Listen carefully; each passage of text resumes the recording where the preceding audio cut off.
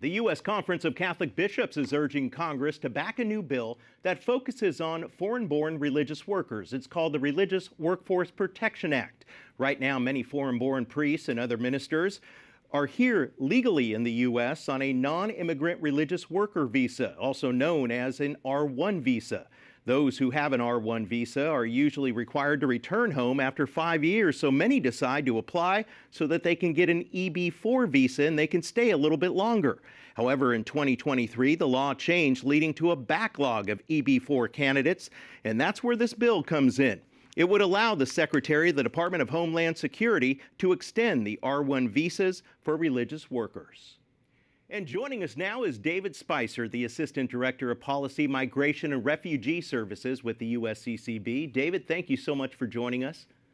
It's my pleasure, Eric. Thanks for having me. Yeah, let's start off with this R1 visa program. How many foreign-born religious workers are currently serving the U.S. Church under that program?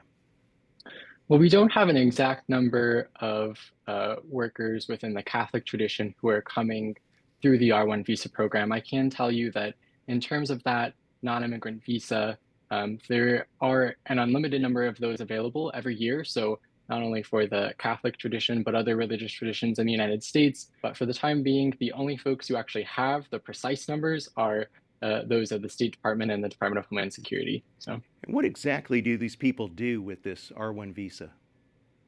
they do all sorts of things. We have religious workers who are priests, deacon, men and women religious, other lay persons who may be coming for a variety of different roles that they're serving in.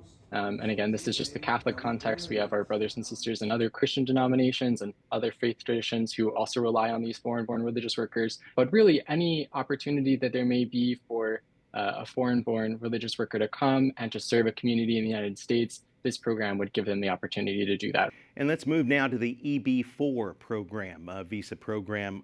How serious is the situation being created by the current backlog surrounding this EB4 visa program? Unfortunately, the backlog has become such that it's no longer possible for somebody within that 5-year time frame to adjust status. So once somebody reaches the end of those 5 years, there's no choice but for them to depart the United States, to abandon the ministries that they're serving in and the communities that they're serving. And then there would be the potential for them to return at a later date. But as of right now, at least 1 full year has to go by between those R1 visas. Well, there really seems to be bipartisan support with this legislation, that they're thinking about. How likely is it that it'll pass and ultimately be signed by the president? Well, God willing, we will be able to muster the support needed on both sides of the aisle to make that happen.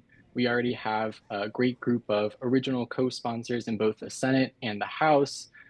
These original co-sponsors from both the Republican and the Democratic side of the aisle came together because they recognized in their own communities and through the practice of their own faith that this is a significant challenge. And so they came together to create this very simple and straightforward bill that we are hopeful, if it isn't able to pass as a standalone measure, we'll be able to get included as part of some larger bill in the near future. We'll continue to follow it. David Spicer, thank you so much for joining us.